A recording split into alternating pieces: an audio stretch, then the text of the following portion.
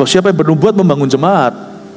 Paulus bilang gini, kalian jangan abusive, jangan kalian salah gunakan karunia.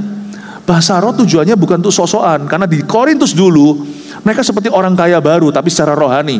Mereka terima karunia, mereka mau tunjukkan, dan mereka punya persepsi yang salah kalau orang yang berbahasa roh itu yang punya Roh Kudus. Yang nggak bahasa lidah itu nggak punya Roh Kudus. Dan mereka juga merasa kalau ini.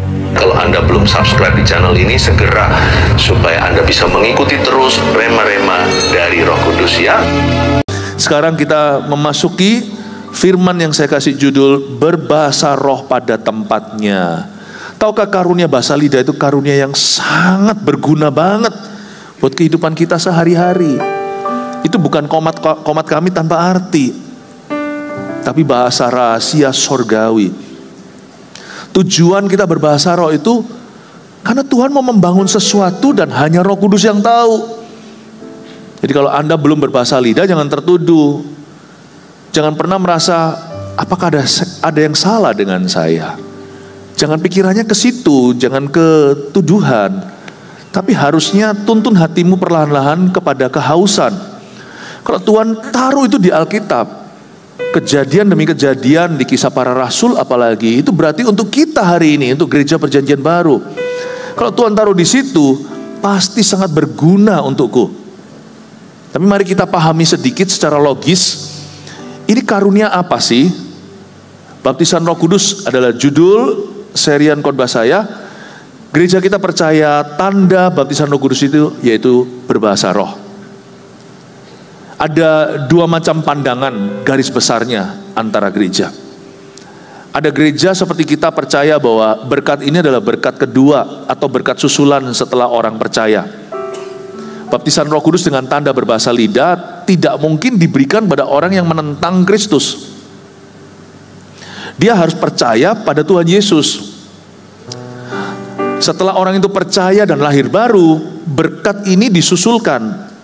Bisa terjadinya sekalian ketika orang lahir baru, seperti kejadian Cornelius. Saat dia terima Injil lewat mulut Petrus, dia percaya, dia dan seisi rumah tangganya, mereka sekaligus kepenuhan Roh Kudus. Tapi bisa juga disusulkan hari kemudian seperti gereja di Samaria. Filipus datang ke situ, berkhotbah, bawa kabar baik, mereka bertobat, terima Tuhan, dibaptiskan selam. Kemudian datanglah dua hamba Tuhan dari Yerusalem, gereja pusatnya, namanya Yohanes dan Petrus, tumpang tangan, penuh Roh Kudus, berbahasa roh mereka. Lalu nantinya terulang lagi, kali ini Pentakosta Italia. Ada seorang perwira, ya, ada seorang perwira namanya Cornelius. Dia undang Petrus datang ke rumahnya. Petrus cerita tentang Yesus. Oh, ini kan sudah ya. Ini kan sudah yang tadi. Nantinya Paulus, saya lupa, saya ceritakan yang sama. Mungkin belum makan kali. Di Efesus, Paulus, ini bukan lagi Petrus, ketemu 12 murid Yohanes Pembaptis. Boleh dikatakan mereka sudah Kristen karena Lukas mencatat bahwa mereka adalah murid. Mereka menyandang gelar disciples. Tapi mereka belum mengalami baptisan Roh Kudus dengan tanda berbahasa roh. Paulus datang ke situ tumpang tangan, ke-12-nya berbahasa lidah. Jadi ada perbedaan. Ada gereja yang percaya baptisan Roh Kudus itu ya pengalaman lahir baru. Dan kalau orang sudah terima Yesus ya dia punya Roh Kudus, setuju. Orang yang terima Yesus sudah punya Roh Kudus. Jadi jangan kita percaya kalau orang berbahasa lidah baru punya Roh Allah. Waktu kita percaya Yesus adalah Tuhan, bahwa dia datang sebagai manusia, dia adalah anak Allah, Yesus adalah pencipta alam semesta, dia tidak diciptakan. Yesus adalah penebus dan juru selamat kita. Orang itu punya Roh Kudus. Jangan kita yang karismatik menuduh mereka yang tidak karismatik, kalian gak punya Roh Kudus, gak ada Roh Kudus di gerejamu. Jangan murahan begitu, jangan pakai statement-statement demikian, karena itu gak benar. Baptisan Roh Kudus itu tidak bicara tentang, oh kalau sana berbahasa roh berarti sana baru punya Roh Allah. Baptisan Roh Kudus itu bukan menambah Roh Kudus dalam diri seseorang. Di dalamku Roh Kudus lebih besar daripada di dalammu. Emangnya Roh Kudus ada size-nya? Baptisan Roh Kudus itu mengubah kitanya, manusianya, bukan Tuhannya. Yang berubah bukan Roh Allah. Roh Allah tidak dikurang, tidak ditambah. Waktu kita percaya Yesus, dia sudah tinggal di dalam bait suci ini. Dia tinggal di dalam hati. Anak kecil aja tahu Yesus ada di mana? Di dalam sini. Itu Roh Kudus yang Tuhan berikan. Tapi baptisan Roh Kudus itu mengubah kitanya, itu baptisan kuasa. Jadi perbedaan antara gereja ini tidak mempengaruhi keselamatan. Yang mempengaruhi keselamatan adalah kalau kita percaya Yesusnya beda. Kalau Anda tidak percaya Yesus satu-satunya jalan, Yesus salah satu jalan keselamatan, nah itu celaka. Kalau Anda percaya Yesus diciptakan, Yesus itu bukan Allah, bukan Allah Tritunggal, tidak setara dengan Bapa. Yesus itu pangkat, tapi dia hanyalah malaikat. Wah, berarti fondasi keselamatanmu bermasalah. Tapi kalau kita percaya baptisan Roh Kudus itu ada nggak ada, tandanya berbahasa lidah atau bukan, itu nggak pengaruh keselamatan. Dan itu nggak di level kesesatan. Jadi terlalu berat untuk gereja yang tidak percaya tentang bahasa roh untuk menuduh gereja yang mempraktekannya sebagai umat yang sesat. Terlalu berat. Paham ya? Tapi gereja kita percaya baptisan Roh Kudus adalah the second blessing. Berkat kedua. Seperti yang dialami oleh gereja Samaria, seperti yang dialami juga oleh 12 murid Yohanes Pembaptis di Efesus, dan juga dialami oleh Cornelius. Itu dua blessings atau dua berkat sekaligus. Dia lahir baru sekaligus langsung kepenuhan Roh Kudus. Tidak demikian dengan Samaria, tidak demikian dengan 12 murid Kristen tradisional di Efesus. Itu dua berkat sekaligus terjadi pada saat Cornelius lahir baru dan terima Yesus. Paham ya? Saya muter-muter begini untuk menunjukkan setiap angle jadi jelas. Saya bahas dengan lugas bahwa gereja kita percaya itu sebagai second blessing yang tidak akan terjadi sebelum the first greatest blessing. Berkat terbesar terjadi atas hidupmu, yaitu mujizat terbesar, yakni keselamatan jiwamu. Unless you believe Jesus is Lord, kecuali Anda percaya Yesus adalah Tuhan, Anda nggak bisa terima baptisan Roh Kudus. Dan baptisan Roh Kudus itu baptisan api, bukan baptisan air. Baptisan air itu tetap perlu terjadi. Cornelius setelah berbahasa lidah, Petrus tetap membaptiskannya seperti amanat agung perintahkan. Dalam nama Allah Bapa, Putra dan Roh Kudus, di dalam nama Yesus mereka dibaptiskan sekeluarga. Jangan kita tabrak-tabrakan. Oh, orang sudah bahasa lidah, nggak perlu baptisan selam lagi. Ya, orang sudah baptis, ngapain baptisan Roh Kudus? Sesat itu. Semua yang dalam kerajaan sorga itu untuk kita. Kalau hati kita haus, kalau kita tidak sombong rohani, kalau kita nggak merasa hebat, merasa bisa, everything that God has given to us, segala sesuatu yang Tuhan berikan pada gereja perjanjian baru, mari kita yakini bahwa kita perlu, dan itu berkat yang Tuhan janjikan dalam kehidupan kita. Amin. Dan bahasa roh itu adalah karunia yang luar biasa dahsyat. Luar biasa. Bergunanya itu luar biasa. Mari kita baca dulu ayat, yaitu 1 Korintus 14 ayat 4 dan 5. Dua ayat saja kita baca bersama-sama dalam hitungan ketiga. 1, 2, 3. Siapa yang berkata-kata dengan bahasa roh, ia membangun dirinya sendiri. Tetapi siapa yang bernubuat, ia membangun jemaat. Aku suka supaya kamu semua berkata-kata dengan bahasa roh, tetapi lebih daripada itu, supaya kamu bernubuat. Sebab orang yang bernubuat lebih berharga daripada orang yang berkata-kata dengan bahasa roh, kecuali kalau orang itu juga menafsirkannya, sehingga jemaat dapat dibangun. Kita baca dua ayat ini, sekarang saya jelaskan. Pertama-tama Paulus menulis ini pada gereja di Korintus yang suka menyalahgunakan karunia, khususnya karunia berbahasa lidah. Kita harus mengerti konteks 1 Korintus 14. Paulus tidak anti bahasa roh. Terbukti di ayat 5 dia katakan, aku suka supaya kamu semua berkata-kata dengan bahasa roh. Jadi dia tidak anti. Dia tidak alergi. Dia sendiri mengaku bahwa dirinya berbahasa lidah. Kalau saya ajak Anda melihat satu lagi ayat ini didapatkan di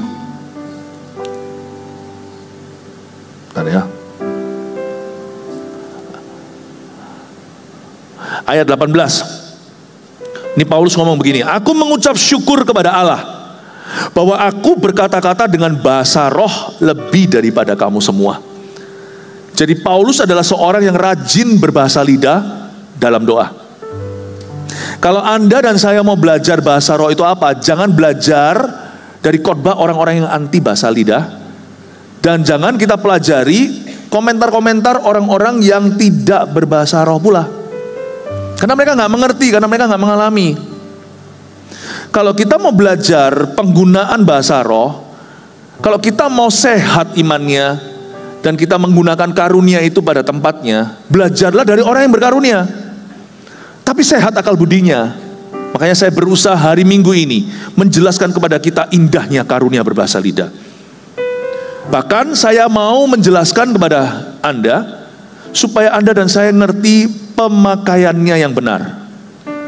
Saya nggak bisa ajari Anda berbahasa roh karena itu karunia, nggak ada les-lesannya, nggak ada, dan nggak bisa ditiru. Anda kalau coba break the code, coba untuk bisa memecah-mecahkan passwordnya, ini maksudnya apa, artinya apa, sebab dilarang Tuhan untuk menerjemahkan bahasa lidah. Makanya bunyinya bukan terjemahan bahasa roh, tapi tafsiran, itu bukan terjemahan. Nanti saya jelaskan, semua yang saya ajarkan ini bukan doktrin belaka, yang saya ajarkan ini berguna untuk kehidupanmu. Saya tidak akan mengajarkan sesuatu sebagai gembala sidangmu, kecuali kalau itu useful for you, kecuali kalau itu sangat-sangat berfungsi dalam hidupmu. Bahasa roh itu sangat membangun kerohanian Anda, amat sangat Bapak Ibu Saudara.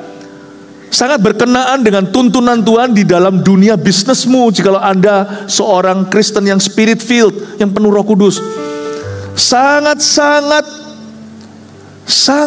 kita perlukan untuk kita itu membimbing keluarga kita, suami, istri, anak muda. Doakan papa mamanya supaya Anda jangan terima doang, tapi juga bisa bersyafaat untuk mereka. Siapa bilang imamat rajani itu hanya mami and daddy? Imamat rajani itu juga anak-anak pula. This is a beautiful gift yang jadi gonjang-ganjing, yang jadi perdebatan, disayangkan. Ngapain kita itu perang soal bahasa roh, padahal karunia ini sangat perlu loh. Kalau ada orang yang nggak mau, ya nggak apa-apa, nggak usah hakimi dia. Tapi kita yang berbahasa lidah juga nggak mau dihakimi orang. Ngapain saya takut bahasa roh dalam gereja kalau itu tepat penggunaannya? Gara-gara nanti orang lain akan bilang gereja kita gila. Kalau saya menggunakannya persis pada tempatnya, itu urusan gua, urusan saya dengan Tuhan. Bahasa lidah itu bukan bicara sama manusia kok.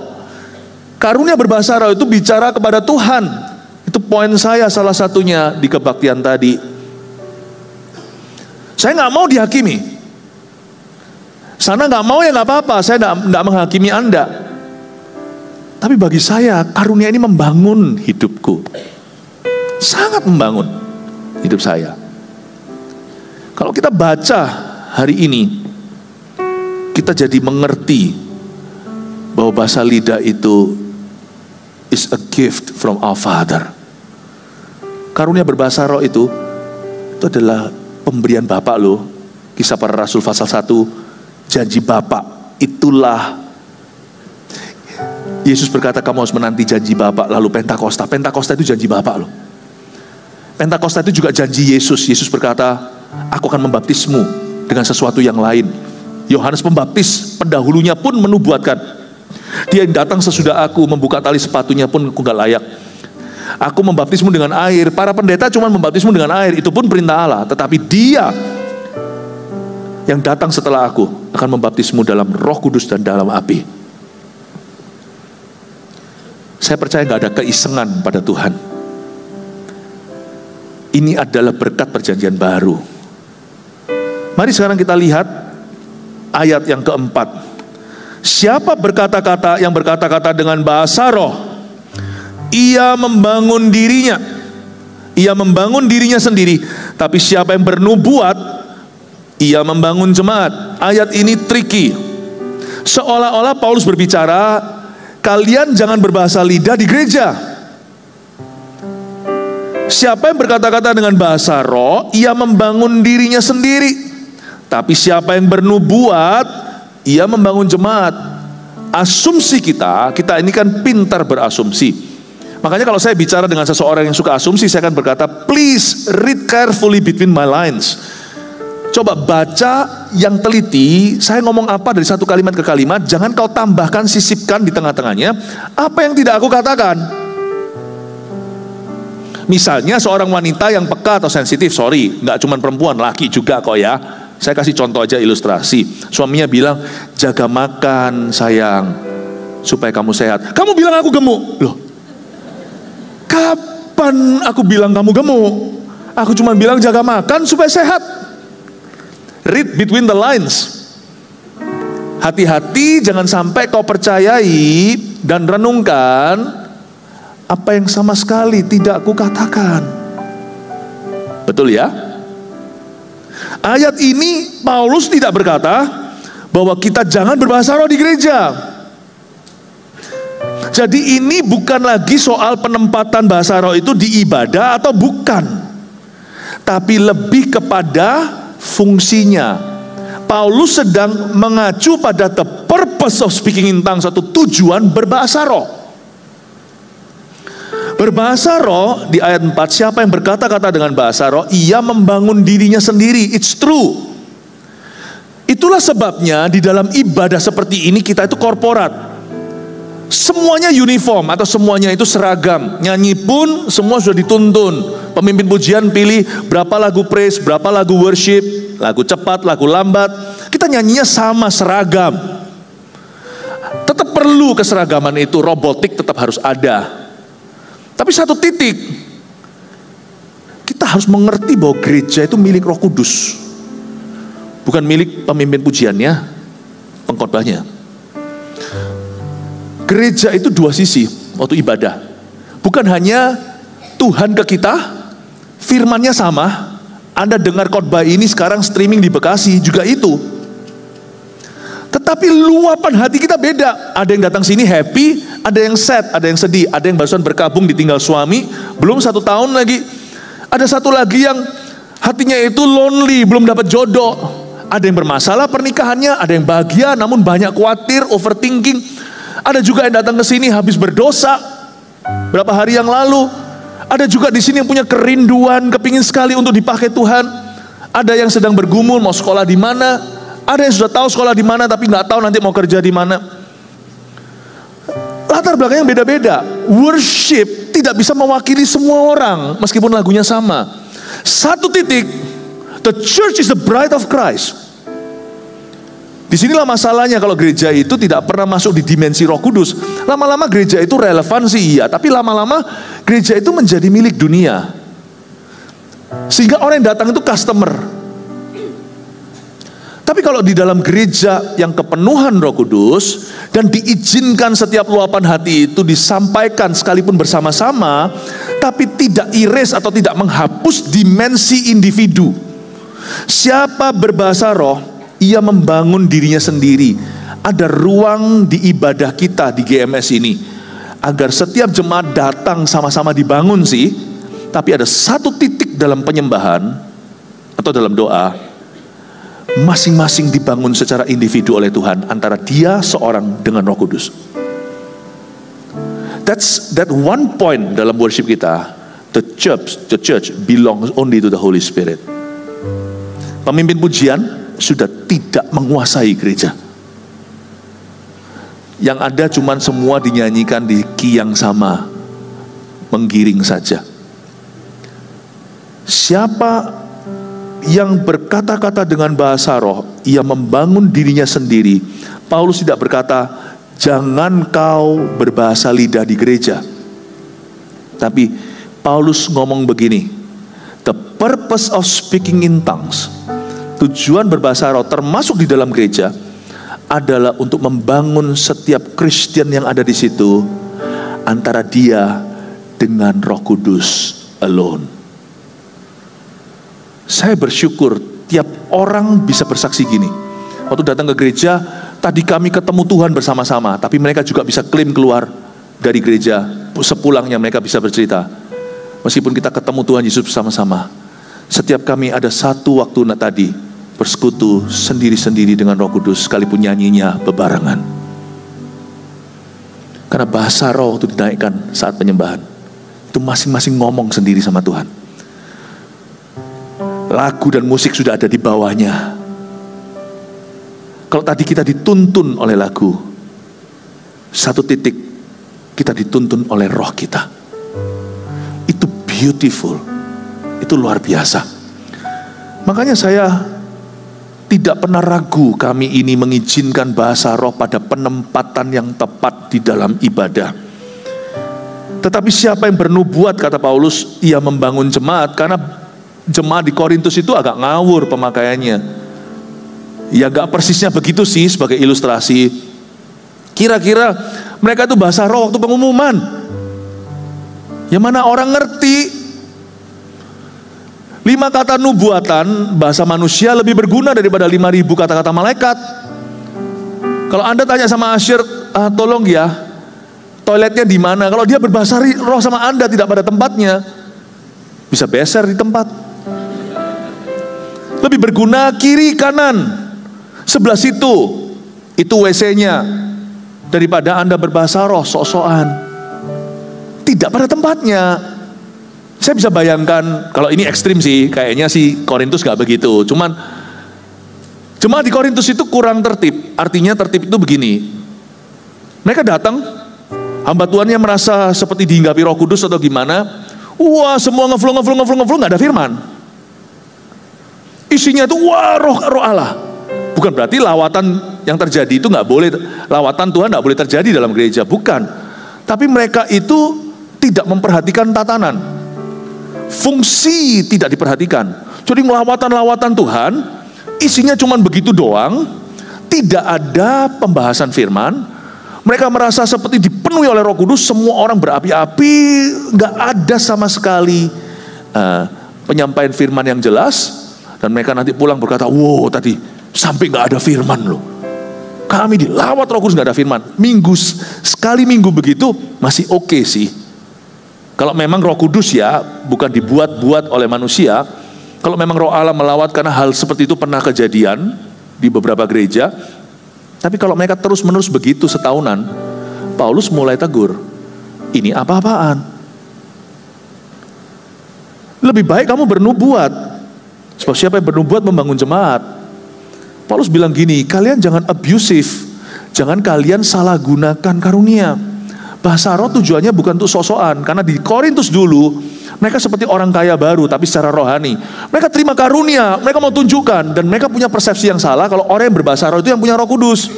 Yang nggak bahasa lidah itu nggak punya Roh Kudus. Dan mereka juga merasa kalau ini berhubungan dengan status spirituality, status rohani. Jadi mereka itu kudu tunjukin sama orang lain gitu loh, bahwa aku itu sakti, bahasa rohku itu lebih kompleks gitu. Jadi fokusnya bukan berdoa dan menyembah, fokusnya adalah gaya. Karena kalau mereka sakti gimana? Karena mereka dulu kan penyembah berhala tuh Korintus itu. Jadi dukun-dukunan itu udah biasa. Jadi kalau yang berbau mistis gitu, berbau spiritual apalagi supranatural, itu mereka suka yang gitu-gituan. Lalu mereka mulai penyembahan ibadah itu sudah nggak ada komunikasi yang jelas. Isinya cuman lawatan-lawatan, kalau nggak terjadi pun mereka paksakan. Jadi isinya berbahasa lidah tidak pada tempatnya. Berbahasa roh nggak ngerti lagi fungsinya. Bukannya membangun dirinya sendiri, tapi dipakai untuk berlomba, untuk merasa diri lebih hebat. Tapi di dalam gereja kita bahasa roh pada tempatnya. Mari kita baca ayat 5. Aku suka, kata Paulus, supaya kamu semua berkata-kata dengan bahasa roh. Coba lihat hati Paulus ya. Orang-orang yang menentang bahasa roh dan mengajarkannya, may God bless them. Kita jangan pernah membenci siapa-siapa, jangan pernah kita itu marah, tersinggung, gak perlu. Tapi orang-orang yang begitu harusnya membaca ayat-ayat begini. Aku suka, kata Paulus. Kata aku suka dalam bahasa Inggrisnya I love. Dia pakai kata yang kuat, love. I love seeing people speak in tongues. Wow. Itu the spirit, itulah passion, itulah gairahnya. Lawan kata love itu alergi. Aku alergi deh sama kamu. Gak mungkin I love you. Kalau Anda cinta seseorang, Anda tidak alergi sama orang itu. Anda mau dia selalu ada di situ. Pisah sedih, mau ketemu kembali. Kalau bisa lebih pagi. I love, aku suka supaya kamu semua berkata-kata dengan bahasa roh. Lihat hatinya Paulus. Seringkali pasal 14 dijelaskan dari konteks yang salah. Paulus loh menentang orang bahasa lidah. Mana? Ayat 18 dia berkata, aku mengucap syukur. Dia berkata, I give thanks to God, bahwa aku berkata-kata dalam bahasa roh lebih daripada kamu semua. Aku ini pengguna bahasa lidah. Karena itu jangan kita pelajari bahasa roh dari orang yang tidak berbahasa roh. Karena dia belum ngerti. Kita saudara seiman aja. Hal-hal lain kita dengarkan. Kalau orang itu ngajar tentang karakter, tentang kebenaran-kebenaran yang sifatnya itu sangat betul sekali, dan firman mengajarkan, dengarkan. Dia bahasa roh atau enggak. Kalau pengajarannya benar, turuti dia. Amin. Tapi kalau kita mau belajar bahasa roh itu gunanya apa, untuk apa, belajar dari orang yang berbahasa lidah. Tapi juga ada orang-orang yang berbahasa roh namun ngawur seperti orang-orang Korintus. Karunia-nya sendiri dari Tuhan, tapi cara penggunaannya itu kedagingan. Motivasi orang itu salah. Itu yang membuat banyak orang-orang non-karismatik jadi muak sama orang-orang karismatik. Jadi belum apa-apa jadi salah paham sama Roh Kudus. Apalagi kalau gayanya sudah tuduh-tuduh, tuding-tuding, lu orang gak ada Roh Kudus di gerejamu. Waduh, udah jadi hakim, gak boleh begitu. Itu memberi orang the wrong impression, atau memberi orang gambaran yang salah tentang orang-orang karismatik. Tapi sebenarnya ngomong-ngomong ya, kenapa ya kok orang karismatik lebih busuk kalau jatuh di mata orang? Padahal jatuh itu di semua golongan Kristen ada kejatuhan dalam dosa. Coba bayangkan, kenapa kok jadi sorotan itu orang karismatik? Karena pada orang yang diberi lebih ya dituntut lebih lah, itu sudah biasa lah. Sebenarnya ya, di sisi gereja karismatik dan gereja yang tradisional sama-sama ada dosa. Siapa bilang orang berbahasa lidah kebal dosa? Bahasa roh tidak mengganti tempat buah-buah roh dalam kehidupan kita. Sekalipun kita berbahasa lidah, kita nggak kesurupan roh Allah. Kita masih bisa make a choice, hari ini saya mau mengampuni atau membenci. Kalau saya menyimpan kesalahan orang, lama-lama saya pun kepahitan. Dan masuklah era setan dalam kehidupan orang-orang yang pahit dengan sesamanya dan menyimpan dendam. Orang yang berbahasa roh juga punya pilihan. Browsing hal-hal yang bagus, yang bisa membantu karir kita, yang bisa buat kita belajar, atau browsingnya pornografi. Tetap bisa milih. Jadi kontaminasi bisa terjadi di kemah gereja tradisional, konservatif, atau gereja yang Pentakosta, karismatik. Hanya kalau orang karismatik jatuh, lebih dituduh. Karena kenapa? Karena karisma. Kata karisma itu anugerah. Kata karismata itu kasih karunia. Dari kata kasih karunia keluar kata karunia, gifts. Karena orang yang gifted lebih gampang, orang yang gifted itu lebih gampang dijadikan topik panas. Paham ya? Padahal kiri kanan tetap ada kejatuhan. Tapi ingat, sekalipun orang karismatik pun jatuh, hamba Tuhan pun lah katakanlah, yang salah adalah oknumnya. There is nothing wrong with the charismata, bahasa Yunani. Tidak ada yang salah dengan karisma. Bukan karisma wibawa orang itu. Karisma itu gift. Karunia Allah itu nothing wrong with it. Cuma jadi bulan-bulanan. Karena orang yang tidak berkarunia, tidak berkuasa, gak enak, gak terlalu laku untuk digonjang-ganjingkan. Jadi kalau orang punya karunia bisa jatuh, orang gak punya karunia juga bisa jatuh. Pilih yang mana? Saya pilih berkarunia. Kalau dua-dua punya sama-sama chance, sama-sama kesempatan untuk jatuh, Saya pilih untuk lebih berguna. Saya pilih untuk lebih berkuasa, bukan supaya sok-sokan dengan kuasa, supaya saya bisa melakukan sesuatu untuk Tuhanku. Siapa di antara kita? Siapa di antara kita tidak pernah berbuat salah? Setiap kita selalu punya bahaya yang sama. Resiko itu ada. Tapi kalau kita bisa lebih berguna, kalau kita bisa menerima kuasa, kalau kita bisa mengalami lebih, kenapa sih kita memilih yang lebih sedikit? Sama kok, 11, 12. Kadang-kadang yang tradisional jatuhnya 11, karismatik lebih banyak 12, tapi kadang-kadang nggak tentu juga, karena ini lebih disorot. Bisa jadi loh ya, terbalik. Yang karismatik 11 tapi jadi viral. Tapi yang 12 jatuh, nggak diperhatikan penuh. Jangan berpikiran cara manusia. Saya selalu ngomong sama Tuhan, pakailah aku Tuhan. Aku rindu kau penuhi. Sekalipun tetap kita punya resiko sama, aku tetap ambil resiko ini. Pakailah saya. Sebab orang yang terima bahasa roh, baptisan Roh Kudus dengan tanda berbahasa roh ini, kita nggak bisa pungkiri, banyak sekali perubahan dalam hidupnya. Minimal ya, kehidupan doanya lain. Kehidupan saksi atau kehidupan bersaksinya beda. Itu kita nggak bisa sangkali. Orang yang alami baptisan Roh Kudus dengan tanda berbahasa roh itu berapi-api, karena memang itu kan baptisan api. Beda banget dia sekarang dengan dulu, khususnya perkara-perkara rohani. Beda sekali. Kehidupan doanya pun dirombak. Orang ini dulu kalau doa ya begitu-begitu, sekarang betul-betul seperti ada urapan. Kalau dia bersaksi dulu itu ya pakai logika lah, gimana lah, tapi pelan-pelan. Tetapi sekarang itu lihat, seperti ada kuasa, seperti dia memperoleh keberanian. Bukankah firman berkata begini, dan kamu akan, kalau kamu menerima Roh Kudus, kamu akan menerima kuasa, dan kamu akan menjadi saksiku di Yerusalem, Yudea, sampai ke ujung dunia. Ada sesuatu yang beda. Saya mau itu. Jangan lihat lubang donatnya. Banyak orang Kristen gak mau masuk lebih dengan Roh Kudus, karena takut nanti dia jadi batu sandungan. No, kita semua tetap bertumbuh. Kita semua harus berbuah. Buah-buah roh itu tanggung jawab kita.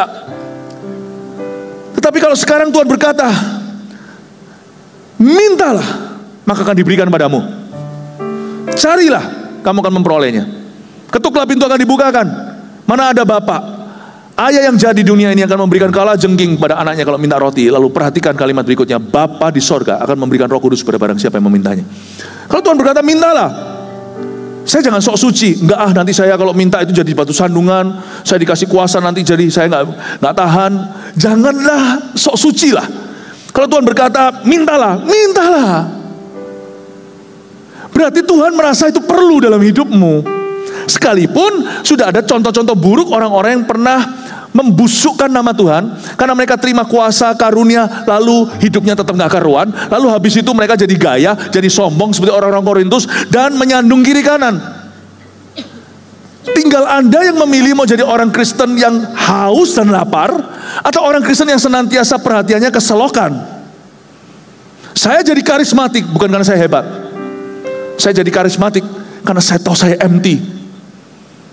Saya jadi Pentakosta karena saya tahu itu karunia Allah, disebut janji Bapa. I want that. Aku mau itu. Soalnya saya berbahasa roh atau gak berbahasa roh, kedewasaan itu tetap harus kita capai pelan-pelan. Saya mau capai itu dengan kekuatan saya sebagai manusia, atau saya mau capai itu bersama dengan Roh Kudus. Aku pilih Roh Kudus. Aku pilih Roh Kudus. Kalau saya bisa masak bareng-bareng dengan papa saya, ya, bukan hanya papa saya ada di rumah, tapi saya di dapur bersama dengan beliau. Atau saya masak sendiri, kalau saya hobi tanpa ayah saya selalu milih bersama. Saya selalu milih keintiman lebih. Karena itu saya mau karismata. Karena itu saya mau Pentakosta. Bukan karena saya hebat, bukan karena saya kuat, lebih suci, lebih rohani daripada Kristen tradisional. No. Baptisan Roh Kudus bukan keharusan tapi kehausan. Saya ingin dan rindu bersama-sama. Kalau ada keintiman lebih, kenapa saya pilih yang kurang? Jangan kita sok suci, jangan kita sok bisa. Jangan peduli orang lain ngomong apa. Lu fanatik lah, itu karunia sesat lah, saya gak peduli. Kamu gak mau, itu urusanmu. It's okay with me, aku gak hakimi kok. Asal Yesusmu adalah Yesusku, Yesusmu adalah sesuai dengan firman Allah, bukan Yesus rekayasa pikiranmu sendiri dengan teori-teori yang tidak teruji. It's okay bro. Kalau you gak mau, it's okay with me, it's fine by me. Karena ini bukan keharusan, tapi aku haus lebih. Tapi tolong jangan hakimi aku. Tapi kalau mereka tetap menghakimi, tetaplah di kau maju. Jangan pedulikan, gak usah tunggu semua orang memahami. I want you, dear Holy Spirit. I need you, dear Holy Spirit. Saya bahasa roh tiap hari karena saya tahu perencanaan saya sebagai manusia itu ada batas kekuatannya. Tapi orang yang berbahasa lidah mengucapkan hal-hal rahasia. Berbahasa roh tidak membuat saya lebih supranatural. Berbahasa roh membuat saya lebih berserah penuh melampaui logikaku. Bahasa roh untuk orang bodoh, untuk orang tidak terpelajar? Oh, enggak. Bahasa roh juga untuk orang pintar. Saya nggak bodoh-bodoh banget kok.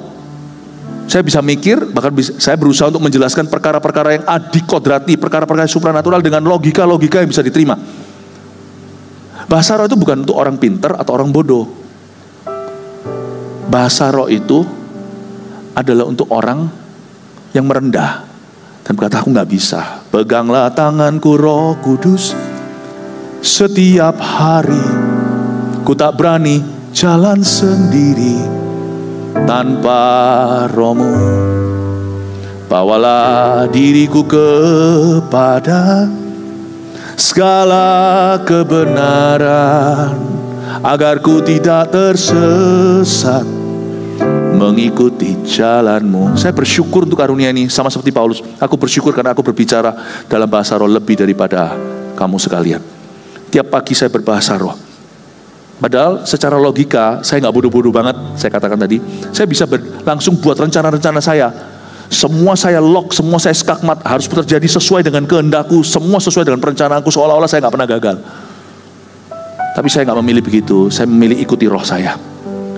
Kerohanian saya merek ini, spirit filled, spirit led, dipenuhi Roh Kudus, dituntun Roh Kudus. Tiap pagi saya berbahasa lidah, karena saya tidak tahu. Meskipun rencana saya sudah buat sebagus-bagus mungkin, tapi saya berserah penuh sama Roh Kudus. Itu aja perbedaannya. Kalau ada orang yang menghakimi saya karena begitu, menghakimi kita dan berkata, "Amain kamu komat-kamit ngomong apa?" Jangan hiraukan. Lu orang mungkin nggak butuh, nggak apa-apa. But I'm different, I'm weak, I'm not as strong as you are. Jangan ngomongnya sarkas, tapi tulus saya beritahu sama orang yang menuduh kenapa kami berbahasa lidah. Saya bilang, saya nggak sekuat Anda. Saya ngaku di depan Tuhan saya ini bangkrut. Kalau saya tidak dituntun Roh Kudus, peganglah tanganku, ku tak berani jalan sendiri. Kalau kalian bisa hidup tanpa bahasa roh, monggo. I cannot, by the way. Karena saya tahu banyak hal di depan saya nggak tahu gimana doakan. Bahasa roh itu bagi orang yang merasa tidak mampu, kecuali dituntun oleh Roh Allah. Amin Bapak Ibu. Dan kita nggak bisa pungkiri bahwa banyak perubahan terjadi di dalam diri orang yang mengalami baptisan Roh Kudus dengan tanda berbahasa roh. Banyak perbedaan yang akan terjadi dalam hidup orang yang rajin berbahasa lidah. Karena Alkitab mengatakan dengan jelas sekali lagi di ayat yang kelima, aku suka supaya kamu semua berkata-kata dengan bahasa roh, tetapi lebih daripada itu supaya kamu bernubuat. Sebab orang yang bernubuat lebih berharga daripada orang yang berkata-kata dengan bahasa roh. Ayat itu sekali lagi sekarang ngerti konteksnya. Paulus menegur Korintus yang ngawur pemakaian bahasa lidah dalam ibadah mereka. Mau tahu nggak tuh, Paulus nulis surat Korintus ini dari satu kota namanya Efesus. Ini Anda bisa tarik benang merahnya ke Kisah Para Rasul pasal 19. Kurang lebih di periode waktu yang sama ketika dia 2 tahun di sana, di Efesus. Paulus menulis Korintus ini. Di Efesus dia bilang sama mereka, lu orang kalian semua butuh Roh Kudus. Lalu Paulus tumpang tangan 12 orang berbahasa lidah. Tapi waktu dia tulis surat, kebutuhannya beda di Korintus. Karena Korintus ngawur soal itu, dia ekstrim mengenai hal itu. Maka Paulus tulis, kalian lebih baik bernubuat deh. Jadi sekarang mengerti ya. Lalu dikatakan di sini, kecuali kalau orang itu juga menafsirkannya sehingga jemaat dapat dibangun. Saya kasih rangkuman simple, nanti setiap kata kalimat ini saya jelaskan lagi. Berbahasa roh pada tempatnya nomor 1 Kita harus punya hati Paulus dulu, bersukacitalah untuk orang yang berbahasa roh dan hidupnya diubahkan. Kita mesti berbahagia, seperti Paulus katakan, aku suka supaya kamu semua berkata-kata dengan bahasa roh. Bersukacitalah untuk orang yang berbahasa roh dan hidupnya diubahkan. Saya dulu susah terima bahasa lidah karena saya suka menghina. Saya masih ingat, saya bertobat tahun 92 tapi terlalu gengsi. Memang kalau kita mau terima bahasa roh itu ya, kalau kita minta baptisan Roh Kudus dengan tanda berbahasa roh itu, Tuhan tuh gak beri sampai kita merasa berserah, sampai kita tuh merasa desperado. Karena Roh Kudus itu diberikan dalam hidup kita dengan penuh kecemburuan, kata firman. Jadi Roh Kudus gak bisa seperti doa makan gitu. Makanya orang mau terima baptisan Roh Kudus dengan tanda berbahasa roh, orang-orang ini disebut seeker, orang-orang yang mencari. Gak bisa gaya doa makan lalu setelah selesai, udah doa belum tadi ya? Doa untuk menerima karunia itu harus doa yang sungguh-sungguh hati. Makanya orang kalau haus dan hatinya tulus, gampang terima Roh Kudus. Dan saya dulu susah menerimanya karena saya suka menghina. Menghina saya sebenarnya nggak sengaja karena saya itu gengsian orangnya. Jadi saya merasa kok teman-teman saya semua dapat kecuali aku. Suatu hari itu pukulan telak ketika ada satu pembicara dari Toronto, seorang pengkhotbah Indonesia, mampirlah di Vancouver, Kanada. Dan gereja kami waktu itu 100 orang lah taruhlah ya. Nah, setelah ibadah ada yang namanya pertemuan untuk para seeker, orang-orang yang mencari. 100 orang di sana tanya-tanya, dikasih kesempatan, baik sekali itu pendeta. Pembicara itu ngasih kesempatan, ada extra session setelah ibadah hari Minggu. Karena ibadah hanya sekali. Lalu tanya Q&A, tanya jawab, ada banyak orang tanya. Tapi setiap kali tanya, saya selalu tanyanya itu memojokkan. Orang lain tanya itu haus, saya tanya itu untuk membuktikan bahwa dia salah. Lalu singkat cerita, pengkhotbah itu mengerti maksud saya, intention saya. Dia berkata, tunggu aja nanti kita secara japri aja kita ngobrol, supaya hari ini kata-katanya itu menemplak saya. Supaya hari ini kita layani dulu mereka yang mau. Langsung saya malu, berarti gua gak mau gitu. Saya gak mau, memang betul sih kalau saya mau ngaku. Mau sih mau, tapi gengsi. Mau, tapi pura-pura gak perlu. Akhirnya didoakan semuanya. Tahu gak, mama saya dapat. Adik saya udah dapat dulu, adik saya yang duluan. Koko saya dapat. Teman-teman saya yang satu kos semuanya itu, yang ngekos di rumah saya semua dapat. Jadi pulang itu naik mobil, berjubel-jubelan orang. Semua cerita bahagia, cuman satu saja yang dengan wajah yang cemberut. Saya berkata, kenapa semua dapat? Saya makin gak suka. Saya gak suka lihat orang berbahasa roh dulu. Dan saya gak juga diam-diam di hati gak suka kalau saya gak dapat. Tuhan tegur saya, di gereja saya gak dapat. Minggu-minggu ke depan itu, waktu saya marah, di hati itu panas, saya lampiaskan terhadap berbahasa lidah. Tuhan ngomong gini, semakin kamu begini, semakin kamu gak dapat. Kalau kamu haus, kamu akan menerima. Kalau kamu tulus, kamu akan mudah menerimanya. Oke Tuhan, ngaku deh. Aku butuh. Aku sebenarnya kepingin. Cuman kenapa? Something wrong with me. Kenapa aku gak dapat? Terus tiba-tiba ada ayat, mintalah. Bapa memberikan Roh Kudus bukan kalajengking pada para siapa meminta. Loh, jangan salah loh. Saya sudah punya Roh Kudus, saya sudah berkomunikasi dengan Tuhan Yesus. Saya itu sudah punya Tuhan Yesus dalam hati saya. Sekarang saya cerita seolah-olah saya ngobrol-ngobrol sama Tuhan. Dulu saya nggak tahu. Saya kira itu cuma semacam wisdom aja. Sekarang aja saya mengerti, ternyata Tuhan dialog dengan saya. Saya sudah kenal Yesus. Cuma saya terlalu gengsi untuk terima berkat susulan ini. Saya rasa nggak perlulah. Aku toh akan masuk ke sorga. Nggak perlulah, aku sudah kenal Tuhan. Tapi beda. Kehidupan doa saya begitu-begitu, suam-suam kuku. Kehidupan bersaksi juga tanpa kuasa. Seperti ada tuntunan-tuntunan yang missing, semua itu hanya by perencanaan atau oleh rancangan saya. Kayak ada suatu dimensi, the things of the spirit, perkara-perkara roh itu gak ada di hidupku. Kepekaan apalagi.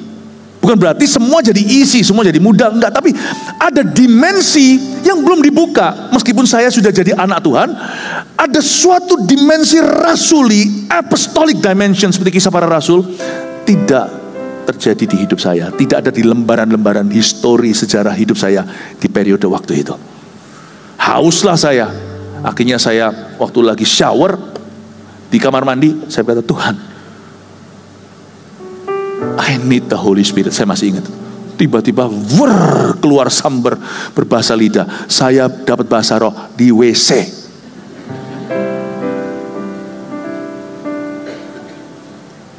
Tuhan itu tunggu saya sampai tulus. Bersukacitalah untuk orang yang berbahasa roh lah, dan hidupnya diubahkan. Karena orang yang belum berbahasa lidah bersukacita karena orang lain yang sudah berbahasa lidah, dia sendiri akan semakin rindu. Dan suatu saat dia akan penuh. 2. Tempat berbahasa roh dalam ibadah adalah saat menyembah dan berdoa syafaat. Nah, itu dia. Ketertiban di dalam jemaat itu bukan ada bahasa roh, gereja ini gak tertib atau gereja ini sesat, bukan. Penempatannya tadi seperti yang saya bahas, bukan di ibadah atau bukan, tapi purpose, tujuannya. Di gereja kita, bahasa roh itu purposeful. Karena itu ditaruh di dalam sesi menyembah. Pada waktu kita lagi sama-sama nyanyi nih, berapa lagu disiapkan oleh WL-nya. Entah gimana sesuai dengan tuntunan Roh Kudus, ada yang namanya open worship. Tapi biasanya nggak jauh dari penyampaian firman, ya kan? Biasanya di dalam konteks worship. Waktu kita mulai menyembah dan mengagungkan, gak lama setelah itu ada bahasa roh. Banyak gereja mulai hilang ini dan mulai menggeser ini. Gereja kita gak akan menggeser sampai Tuhan datang, kecuali kalau kita sudah rasa cukup sama Roh Kudus. Silahkan. Tapi gak akan. Karena makin tahun gereja kita makin perlu Roh Kudus, jemaat semakin perlu Roh Kudus. Karena itu penempatannya berbahasa roh pada tempatnya di gereja kita adalah saat menyembah.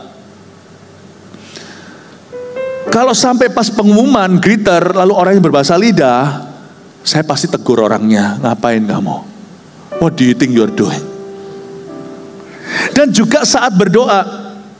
Kalau di rooftop gereja pusat kita di Surabaya Barat, bahasa roh itu sekali lagi didengungkan dalam bentuk syafaat ketika kami mengundang siapa yang mau didoakan. Dan waktu itu kan terlibat jemaat yang gak maju jadi partner doa. Dan waktu berdoa buat orang di sini 5 atau 50 atau 150 orang atau bahkan 500 orang, waktu kita berdoa, untung ada Roh Kudus karena kita gak tahu bagaimana harus mendoakan. Sekalipun kalau ada orang yang kita kenal maju ke depan, misalnya orang tua kita atau suami atau istri, itu pun kita gak tahu lubuk hati. Apalagi strangers yang kita gak kenal. Makanya tempatnya tepat. Bayangin kalau kita hilangkan bahasa roh, doa kita hanyalah make a wish. I wish you're healthy. Kayak orang happy birthday to you, happy birthday to you. Ayo make a wish, make a wish. Doa kita itu gak akan mempan. Sedangkan kita tahu ada setan. Setan itu ada di hidup ini.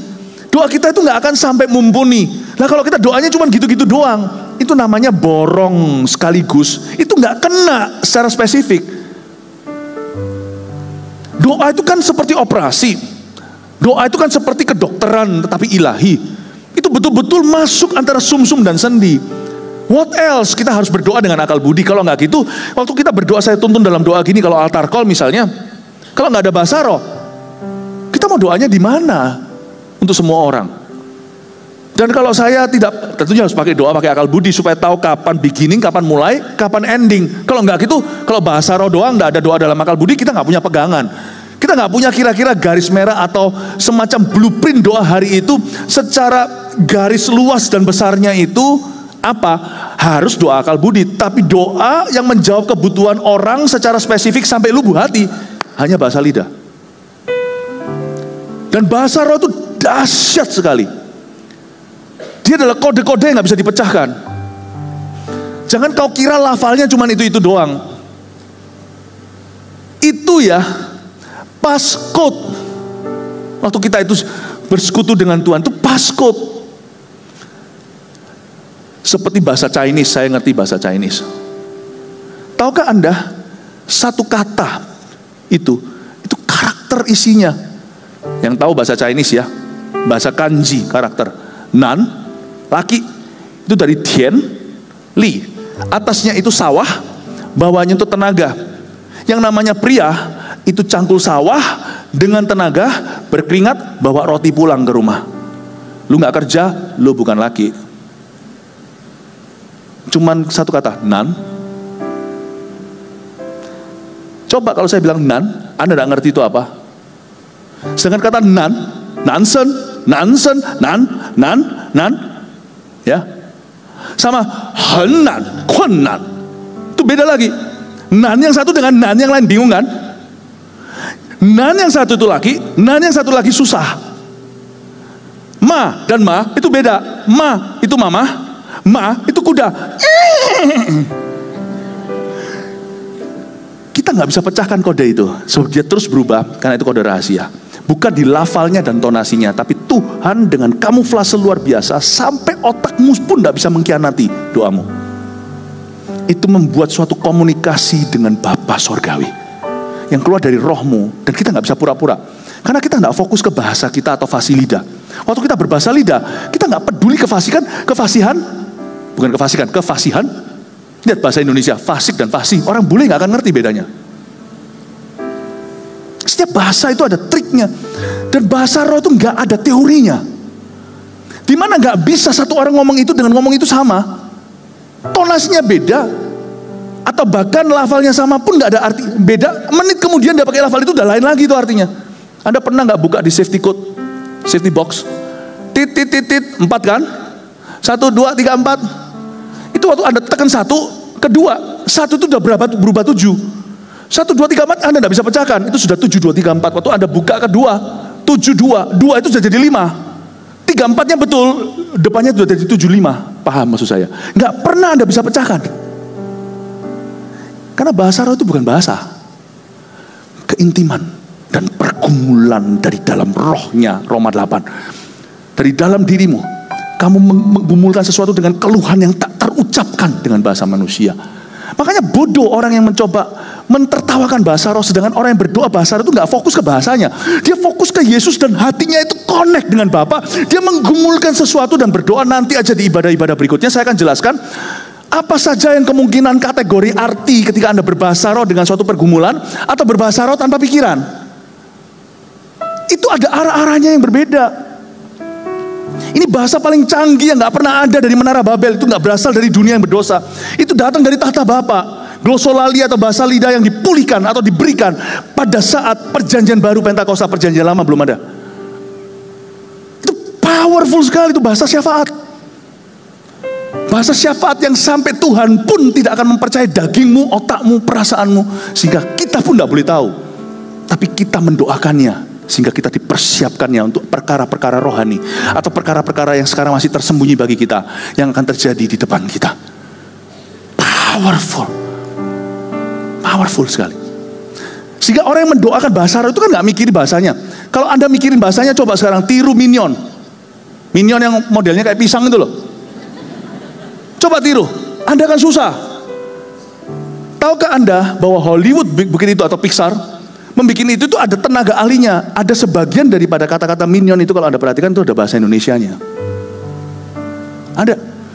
Dia nggak bisa cuman gitu. Itu semuanya sudah harus ada teksnya. Dia bikin apa Minion satu, Minion lain tuh kelihatannya lucu segalanya itu nggak bisa. Untuk menciptakan bahasa baru itu pun suatu rekayasa. Itu perlu satu pakar ahli sama-sama orang-orang yang membuat itu di balik layar animasi tersebut untuk menciptakan bahasa-bahasa itu supaya nggak tabrakan. Dan harus pandai. Inggris nggak dapat, Spanish nggak dapat, Chinese nggak dapat, dibuat yang gimana segalanya. Dan waktu Anda berbahasa roh, apakah Anda mikir ngomong apa berikutnya? Kan nggak. Berarti itu bukan keluar dari akal budimu, itu keluar dari rohmu. Sebab dibutuhkan untuk bikin Minion itu aja dibikinkan sekelompok orang-orang untuk membuat animasi itu dan buat bahasa yang lucu. Dan itu pun niru bahasa Indonesia ada di situ. Ini pulang setelah ini tonton nih Minion sampai ketemu bahasa Indonesia. Makanya itu orang yang meremehkan bahasa roh itu atau yang mentertawakan itu, dia sendiri yang lucu. Karena bahasa roh nggak lucu. Dan orang yang menganggap ini kebodohan karena dia nggak ngerti, sungguh-sungguh bodoh hatinya. Karena justru bahasa roh itu memang ditujukan supaya tidak dimengerti, tidak bisa dipecahkan kodanya. Ngapain aku bahasa roh, buang-buang waktu, ngomong apa ini? Justru itu tujuannya. Barang siapa berbahasa roh, dia berkata-kata kepada Allah. Luar biasa. Jadi tempat bahasa roh dalam ibadah, sekali lagi apa? adalah saat menyembah dan ketika berdoa syafaat. Waktu altar call berarti seperti itu. Kita berdoa. Jadi satu kalimat itu saya curiga, saya nggak punya buktinya. Bisa saja saya mendoakan satu kalimat. Bukan di banyaknya kosakata. Itu saya sudah mewakili 100 orang sana mendoakan spesifik by the power of the Holy Spirit. Bahasa roh adalah bahasa supranatural doa. Bukan berapa jam kau berdoa dalam bahasa roh. Tapi ketika hatimu meluap lewat kode-kode yang gak bisa dipecahkan oleh setan, bahkan oleh manusia dan oleh dirimu sendiri, itu Anda sedang menaikkan doa syafaat yang sempurna di hadapan Bapa untuk kebutuhan yang bahkan Anda sendiri tidak sadari ada di sana. Makanya saya rajin berbahasa lidah untuk saya, untuk keluarga, untuk jemaat, karena saya tahu saya sedang berdoa syafaat. Tempat berbahasa roh dalam ibadah adalah saat menyembah dan saat altar call berdoa syafaat seperti itu. Di gereja kita itu tidak boleh ditiadakan, karena penempatan bahasa roh bukan lagi antara ibadah atau bukan, tetapi persetujuannya ialah membangun dirinya sendiri dan berdoa syafaat. 3, kan di sini katakan kecuali kalau orang itu juga menafsirkannya, bukan? 3, tafsiran bahasa roh terjadi kapan? Dalam tuntunan hidup sehari-hari dan saat firman dibagikan. Saat firman dibagikan saya sudah jelaskan. Jadi bedanya apa? Saya mengucap syukur gereja kita adalah gereja yang menyembah Tuhan sebelum dengar khotbah. Karena kalau kita hanya dengar khotbah firman, namun kita punya daging belum totally surrender, roh kita belum betul-betul bersekutu intim dan dekat, maka firman yang kita terima juga bagus, karena firman itu tidak pernah salah dan dia akan menjadi firman itu bisa menjadi pengetahuan dalam hidup kita. Tapi kalau kita rohnya sudah peka dulu, yang kita terima bukan pengetahuan, saudara, rema. Yang saya dapatkan ya, ada orang ngomong sama saya seperti ini, Pastor Philip kok bisa ya baca Alkitab sama dengan saya baca nggak ngerti. Loh, ngerti secara teologi lah, doktrinnya ngerti lah kira-kira itu apa, tapi kok beda kedalamannya. Bedanya di sini, saya bergantung dengan Roh Kudus. Firman sama, kita ngerti itu soal pengampunan, tapi kok kita bisa mendapat kedalaman, kan kita bisa dapat aplikasi yang gak terduga dalam kehidupan kita. Puji Tuhan, gereja kita adalah gereja yang mempraktekkan untuk masuk ke hadirat Allah dulu, berguru dengan Roh Kudus, berserah penuh, lalu ketika firman dibagikan, itu seperti tafsiran. Dari tadi saya khotbah, apakah saya berbahasa lidah? Tidak. Saya menafsirkan penyembahan rohmu tadi dalam suatu kalimat dan kata-kata yang menjadi rema masing-masing berbeda-beda lewat khotbah yang satu. Bukan hanya itu saja, tafsiran bahasa roh juga terjadi dalam tuntunan hidup sehari-hari. Bedanya terjemahan dan tafsiran di sini. Kalau terjemahan Bapak Ibu itu baku, I love you, sarang heo, I love you, aku cinta padamu. Aku love, cinta, you, kamu. Itu terjemahan, itu baku. Webster pun ada, kamus bahasa Indonesia. Tetapi kalau yang disebut dengan tafsiran itu beda. Tafsiran. Ketika kita berbahasa roh, sebenarnya Tuhan sedang mengupload sesuatu dalam diri kita, meskipun kita belum tahu semuanya. Mengupload sesuatu dalam spirit kita. Dan kita mendownload sesuatu untuk nanti, kita nggak tahu. Ketika kita berbahasa roh, tafsiran itu akan terjadi. Jadi saya heran, kalau saya berbahasa roh pagi hari, seharian itu tuntunannya beda. Daripada kalau saya langsung bangun tidurku terus mandi langsung kerja, saya skip doa, saya skip yang namanya persekutuan intim dengan Roh Kudus dan baca firman dari rema, maka hari itu ngos-ngosan saya.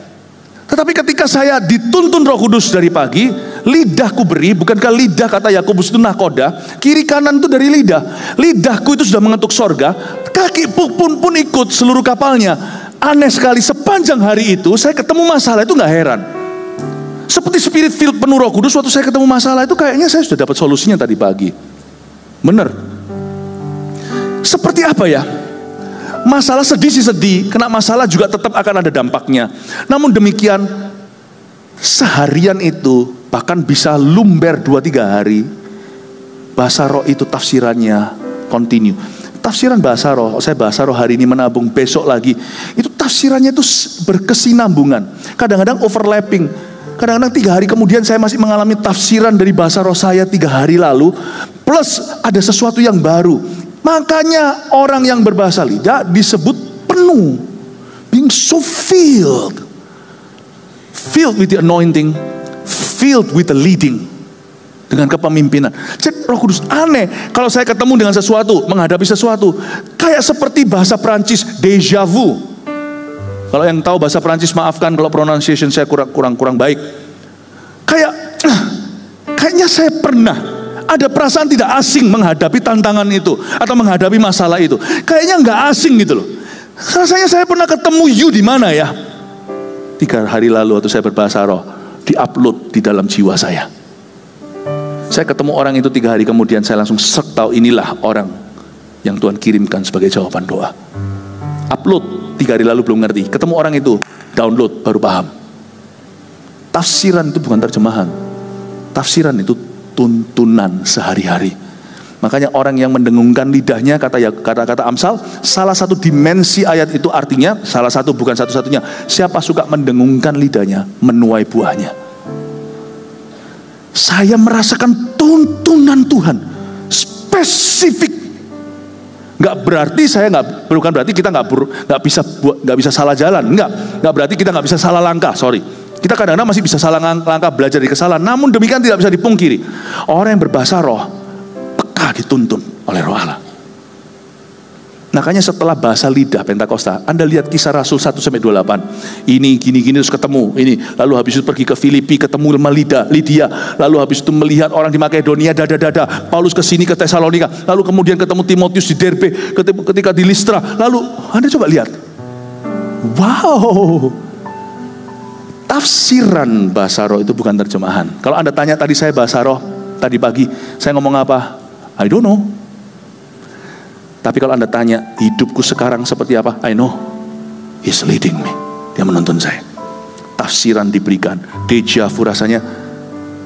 Cainali Jian Kuoni. Kayak, pernah ketemu di mana ya kamu? Nggak pernah ketemu seumur hidup. Kalau dalam bahasa Chinese-nya, lagu ini ya, Cai Mengli Jian Kuoni. Cainali Jian Kuoni. Kalau dalam bahasa Chinese bukan Cai Mengli, Cai Fang Yan Li, bukan dalam mimpi aku sudah melihat kamu, tapi dalam bahasa lidahku kita pernah ketemu. Somehow bagaimana pun juga saya merasa kayaknya saya pernah mendoakan ini, kayaknya saya pernah menyinggung kamu di dalam doa. Welcome on board. Mau ditipu pun saya tahu. Kayaknya saya pernah tengking setan ini. Lu jangan coba-coba ya. Cai nali jian guo ni, cai fang yan jian guo ni. Di mana aku pernah ketemu kamu ya? Dalam bahasa rohku, aku pernah ketemu kamu. Jangan coba-coba tipu. Aku tahu. Ada kepekaan, ada tuntunan, ada tafsiran day to day, hari per hari. Amin Bapak Ibu Saudara. 3 poin ini munculkan semuanya. 1, 2, 3. Tededet. Ya. Difoto silakan. Ya, puji Tuhan ya. Haleluya. Monggo. Berikan tepuk tangan untuk Tuhan Yesus. Mari kita semua bangkit berdiri.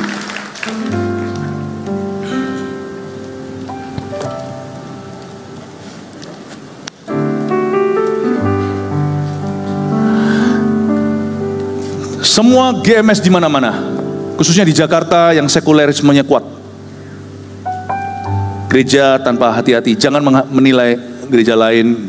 Kita perlu hanya evaluasi diri sendiri. Gereja harus berkomitmen tidak pernah menggeser speaking in tongues from church. Kalau kita menggeser itu, kita jadi robotik. Relevansi di dunia ini modern. Gereja boleh modern, gereja tetap harus memelihara kesupranaturalannya. Ada satu dimensi tidak dimiliki oleh dunia dan oleh manusia. When the church speak in tongues, the Holy Spirit owns the church totally. Waktu gereja itu menyembah sama-sama dalam roh, kita mencetuskan bahwa gereja ini supranatural datangnya. hanya Roh Kudus yang punya. Dan Tuhan akan punya gawe tuntunan dengan setiap jemaatnya satu-satu, akan menuntunmu secara spesifik. Bukan karena kita dipersatukan dengan lagu, tapi spirit kita satu-satu di lit up, dinyalakan oleh Tuhan. Aku akan menuntunmu. Aku akan menuntunmu seorang ke jalan yang benar. Seorang lagi Tuhan rasa sudah siap, bukan hanya ke jalan kebenaran, tapi ke rumput hijau, air tenang. Tuhan akan tuntun. Gereja tidak boleh lenyapkan itu. Saya mending kehilangan seluruh jemaat daripada kehilangan Roh Kudus satu. Karena saya tahu hanya Roh Kudus, bukan pengembalaan, yang bisa tuntun hidupmu sampai spesifik masuk ke dalam rumput hijau dan air tenang itu. This church welcomes the Holy Spirit. Amin. 1 Petrus 4 ayat 7. Kesudahan segala sesuatu sudah dekat. Karena itu, kuasailah dirimu dan jadilah tenang, supaya kamu dapat berdoa. Saudara yang terkasih, terima kasih telah mendengarkan firman Tuhan hari ini. Jangan lupa untuk dukung terus channel ini dengan cara subscribe, like, share, dan juga komen, agar saudara kita yang lain juga boleh terberkati. Tuhan Yesus memberkati kita.